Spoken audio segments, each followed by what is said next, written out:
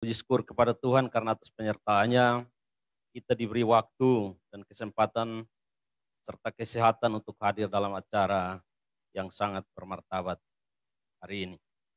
Acara wisuda merupakan puncak dari satu perjuangan panjang seorang mahasiswa karena kurang lebih 4-5 tahun. Tadi Pak Selan sampaikan bahwa sampai 5 tahun mahasiswa STI harus berupaya semaksimal mungkin untuk lulus ujian dalam setiap mata kuliah yang diprogramkan. Ada banyak cara yang biasanya dipakai mahasiswa untuk lulus dalam setiap mata kuliah yang diprogramkan, itu antara lain dengan menggunakan waktu seefektif mungkin untuk menguasai materi yang diberikan dosen. Ada mahasiswa yang belajar secara santai, tapi ada juga yang tidak pernah belajar, tapi hanya mengandalkan indera keenam. Sehingga apabila mengalami kesulitan, maka berupaya melibatkan seluruh hamba Tuhan sedaratan Timur, bahkan sampai Alor, untuk memberikan dukungan doa dengan tujuan bisa lulus mata kuliah Bapak Pendeta Esra Sur. Seluruh wisudawan yang saya hormati, hari ini kalian sudah lulus. Akan tetapi kalian akan masuk ke dalam kampus yang lebih besar, yaitu masyarakat. Kampus besar ini ujiannya sangat berat, karena secara alamiah kita akan diuji habis-habisan. Dan bagi mereka yang tidak memiliki kompetensi apa-apa, tentu akan mundur dengan sendirinya. Untuk itu berusaha untuk selalu membaca, sebagaimana dipesankan oleh Bapak Dr. Sumbut tadi, karena kemampuan seorang hanya bisa terasah jika ia selalu membaca. Walau Anda seorang sarjana tapi bila tidak membaca dalam setahun, kemampuan Anda akan turun sama dengan seorang tamatan SMA. Kalau tambah 2 tahun, kemampuan Anda akan turun sama dengan tamatan SMP.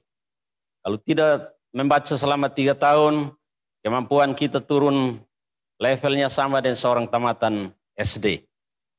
Jadi, untuk itu harus selalu berusaha untuk membaca. Para wisudawan yang saya hormati, persaingan dalam dunia kerja saat ini sangat ketat. Sehingga hanya sarjana yang berkompeten dan profesional yang bisa mampu untuk berkompetisi dalam mengisi formasi-formasi pekerjaan yang ada baik di sektor swasta maupun pemerintahan. Untuk itu sebagai sarjana teologi berusaha supaya profesional. Sebagai sarjana pendidikan agama Kristen harus memiliki mindset dan culture set yang mantap. Memiliki pengetahuan yang tinggi, menguasai IT, dan profesional di dalam menekuni bidang ilmu yang Anda raih hari ini. Terkait kompetensi ini perlu diketahui bahwa pendeta dan guru adalah figur yang diidolakan umat dan anak-anak. Pendeta dan guru adalah Miss Universe dari umat dan anak-anak yang diajar. Sehingga tidak salah kalau seorang ibu pendeta selalu tampil dengan lipstik merah tua. Itu tidak salah. Karena sebagai Miss Universe atau figur yang diidolakan, maka pendeta dan guru agama harus memenuhi syarat 3B. Sebagaimana disyaratkan pada seorang putri kecantikan. 3B itu, atau 3B yang saya maksudkan itu, yaitu yang pertama, behavior, tingkah laku, sikap, attitude harus baik. B yang kedua itu beautiful, artinya cantik. Cantik di sini tentu tidak cantik fisik, tapi puji Tuhan kalau cantik fisik, tapi lebih utama itu adalah cantik hati. Dan yang berikut adalah brain, cerdas, pintar. Jika Anda memenuhi 3 kriteria ini, maka tidak mustahil umat dan anak didik akan mengidolakan Anda sampai Anda sudah almarhum. Banyak cerita tentang seorang pendeta yang sangat diidolakan oleh umatnya. Ada guru agama Kristen yang diidolakan oleh muridnya. Bahkan dia sudah meninggal menjadi cerita di berbagai tempat, bahkan di tempat duka. Ibu guru agama kami, orangnya sangat neces dan rapi. Saat datang sekolah, pakaiannya begitu rapi, mama tua jarak 30 meter, harumnya seperti kuntilanak. Terus teman-temannya yang dengar cerita ini tanya, mama tua di mana sekarang? Mama tua sudah mati 20 tahun yang lalu. Bayangkan, kita sudah almarhum tapi masih disebut-sebut. Sebaliknya, jika yang kita tampilkan buruk, maka tentu akan menjadi cerita yang buruk juga.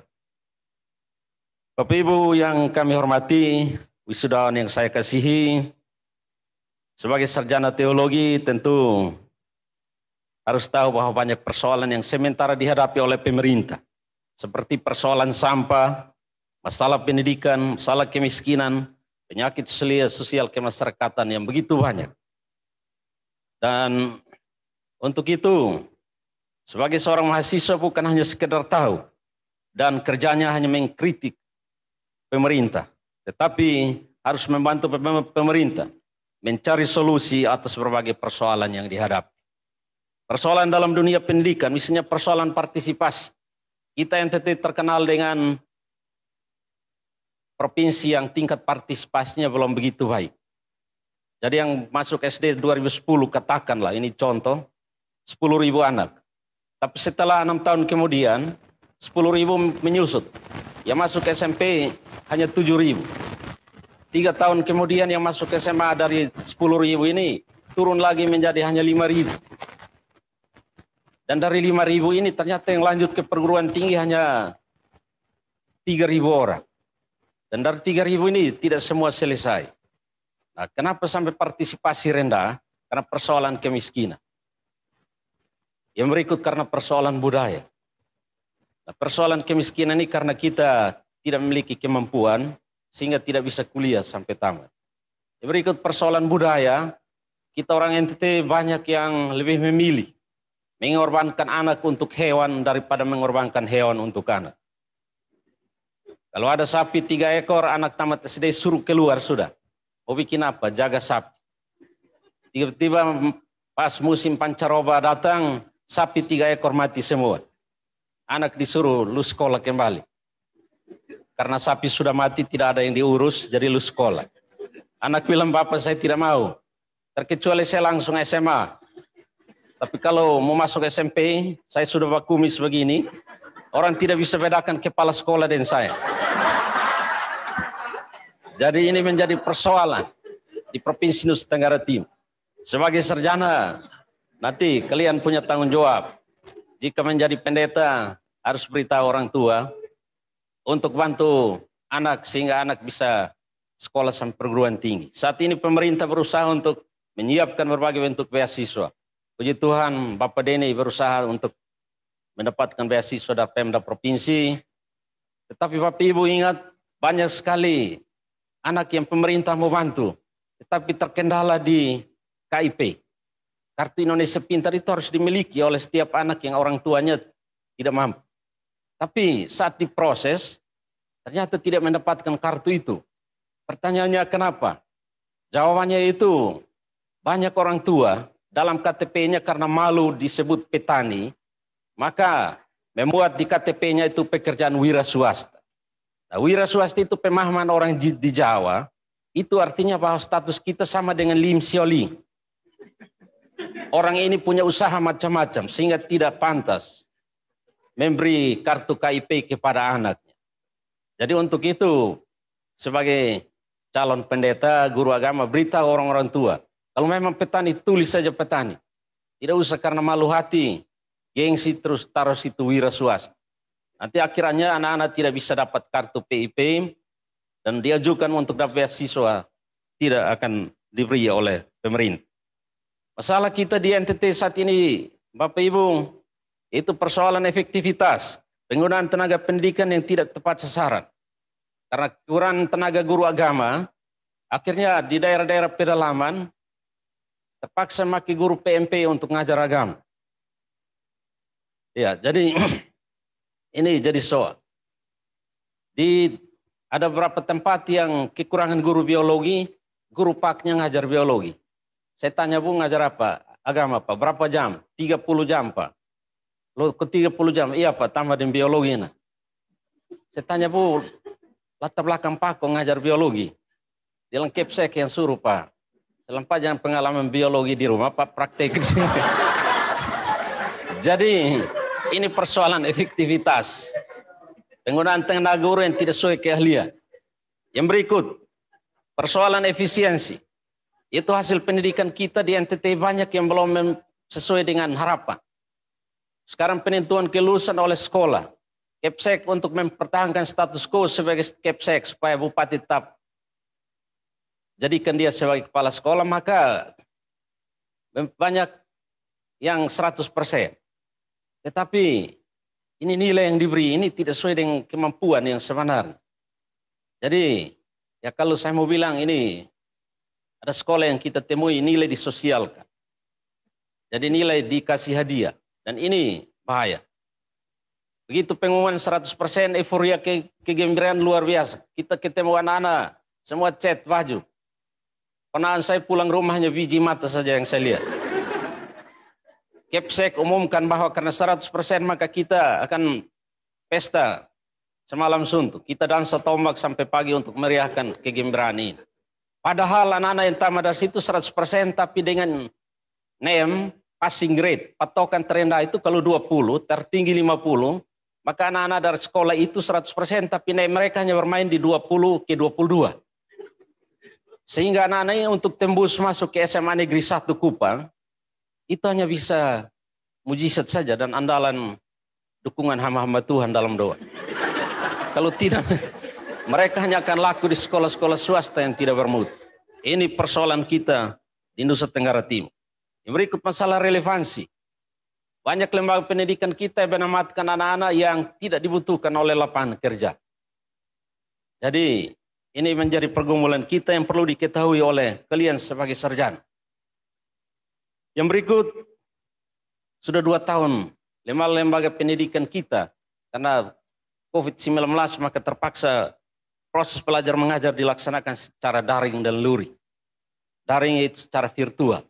Tetapi ini kendalanya besar. Kalau dalam kota itu juga masih banyak pengeluhan. Jangankan siswa, guru saja banyak yang tidak ada pulsa. Apalagi anak murid. Saya bertanya kepada mahasiswa di satu perguruan tinggi, ada 40 orang. Saya tanya, coba angkat tangan yang punya HP Android.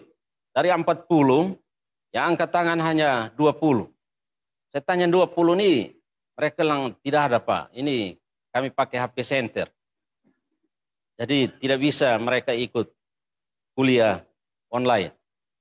Sementara yang 20 yang ada HP Android juga pulsa yang ada tidak sampai 20. Jadi ini jadi soal.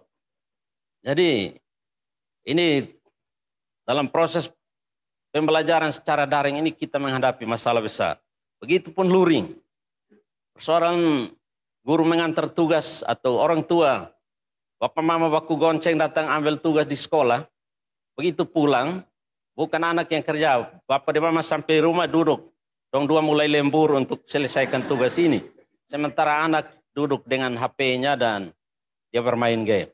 Dan ini tantangan besar bagi kita. Ya. Wisudawan yang saya hormati, kalian juga tentu harus tahu bahwa Indonesia saat ini mendapat hadiah besar yang disebut dengan bonus demografi. Bonus demografi itu artinya usia produktif kita itu 15, usia produktif tenaga kerja di Indonesia itu 16 sampai 65 tahun, cukup tinggi di dunia. Dan itu kita Indonesia itu 60%. Dan katanya hanya 2 atau 3 negara di dunia yang saat ini mendapat bonus demografi ini. Yaitu usia produktifnya 60%. Sementara usia non produktif, masih anak-anak dan yang sudah lansia, itu 40%.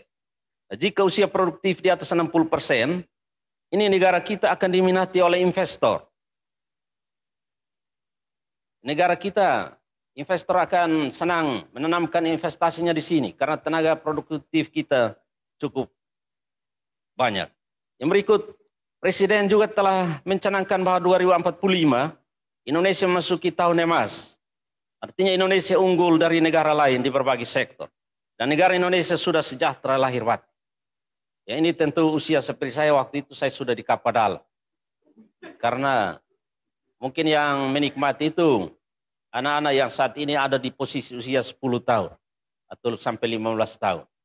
Saat itu mereka akan menikmati Indonesia emas itu. Pertanyaannya, bagi persoalan yang pertama, sudah siapkah angkatan kerja kita yang produktif? Tadi, mereka dalam posisi profesional untuk mendapatkan bonus demografi. Atau nantinya, karena tidak profesional, akhirnya investor angkat kaki.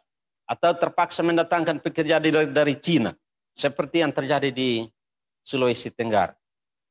Akhirnya kita hanya menjadi penonton dan protes Pak Presiden Jokowi bahwa mendatangkan tenaga kerja asing dari luar.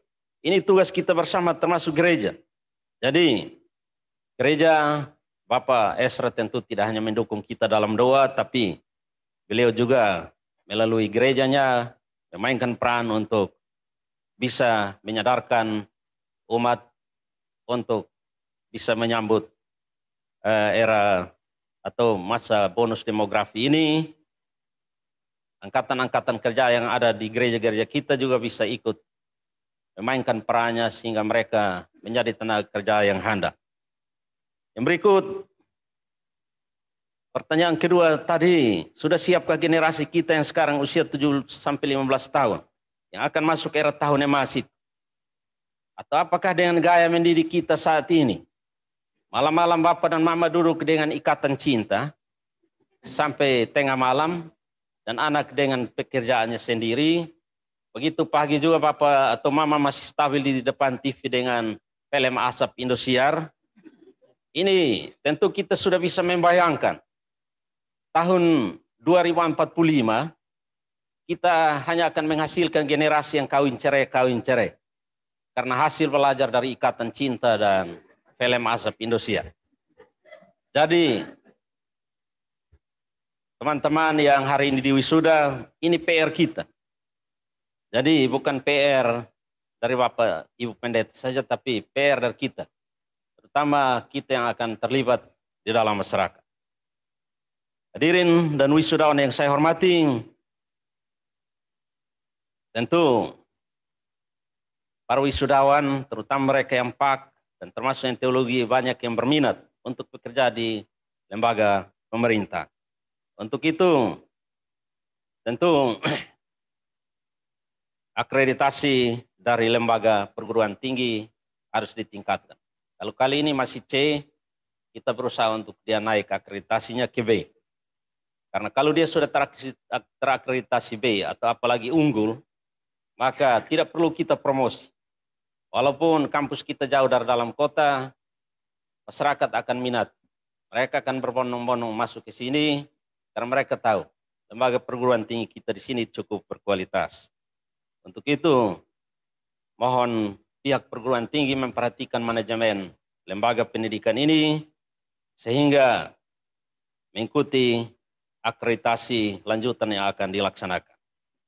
Hadirin dan wisudawan yang saya hormati, kami dari Kementerian Agama Nusa Tenggara Timur menyampaikan terima kasih atas partisipasi Bapak Ibu Pendeta dalam pembangunan bangsa. Bapak Ibu Pendeta memiliki partisipasi yang cukup tinggi, walaupun kadang banyak yang tidak menyadari. Sehingga ada pendeta yang tanya ke saya, Pak, partisipasi kami dalam bentuk apa? Saya beritahu bahwa partisipasi Bapak sama dengan Kadis PU Provinsi. Kalau Kadis PU bangun jalan dan jembatan untuk dilalui masyarakat, Bapak membangun jalan dan jembatan menuju surga. Walaupun Bapak pendeta tidak sampai, tidak apa-apa.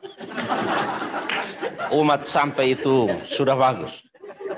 Jadi untuk itu sekali lagi saya menyampaikan terima kasih kepada Bapak Ibu Pendeta atas partisipasi. Kita tahu bahwa kalau tanpa peran yang baik dari Bapak Ibu Pendeta, negara kita bisa hancur berantakan. Sekarang banyak negara di Timur Tengah yang hancur.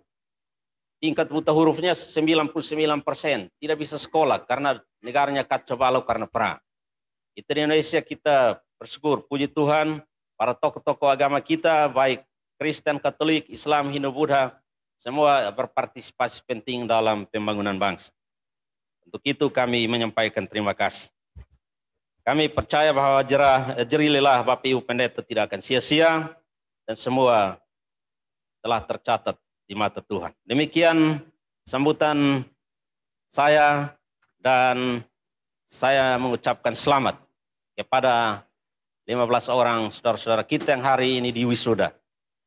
Kami berharap khotbah dari Bapak Pendeta tadi kalian camkan dengan baik. Dan ingat, menjadi pendeta tidak gampang. Untuk disenangi oleh umat, menurut seorang pendeta tua diberitahu saya, Pak, jadi pendeta itu kuncinya hanya ada dua, Pak. Itu yang pertama, khotbahnya harus bagus seperti Bapak Estra. Yang kedua, rajin berkunjung. Kalau Bapak rajin, kalau khotbahnya tidak bagus, Bapak tingkatkan perkunjungan. Tapi kalau misalnya dua-duanya bagus, Bapak percaya ketua sinode akan senang dengan Bapak.